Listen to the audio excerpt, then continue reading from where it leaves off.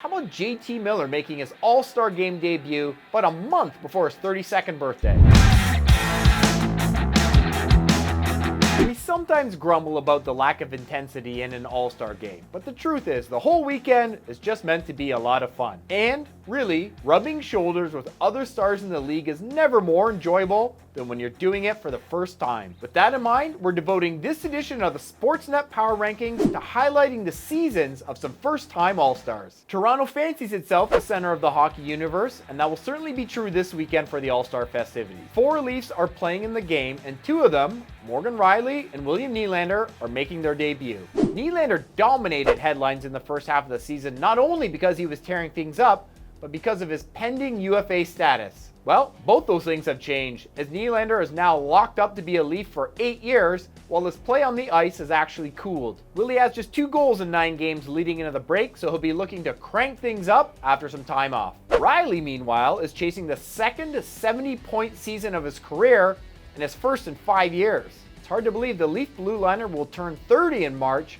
He's playing some of the best hockey of his career this season, nearly 12 years after he was drafted 5th overall by the Leafs. Both those guys are having wonderful seasons, but if you're looking for a headliner among first-time All-Stars, search no further than Sam Reinhart. The Florida Panthers winger is having a whale of a season, having already posted a new career high with 37 goals. Reinhart trails only Austin Matthews in the Rocket Richard race and stands a very decent chance at scoring 60 goals this year. What makes this breakout season all the more intriguing is the fact Reinhart's contract ends on July 1, meaning he is eligible to hit the open market this summer. Will he follow Nylander's lead and re-up with his current club, or will he slide into free agency fresh off a career year at age 28? How about JT Miller making his All-Star Game debut but a month before his 32nd birthday? There's few, if any, better late bloomer stories in the NHL than that of Miller's, and given how many times we heard his name swirling in trade rumors out of Vancouver, it's all the more remarkable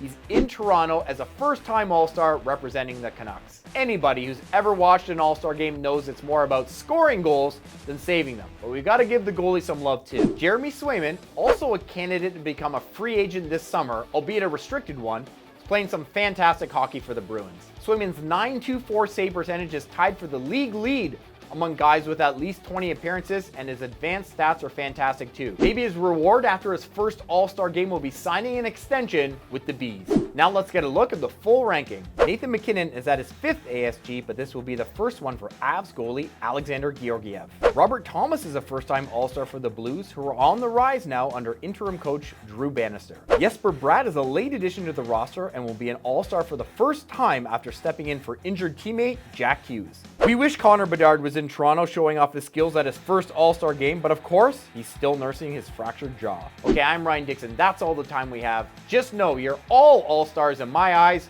and I want to see you back here next week and all season long for the Sportsnet Power Rankings.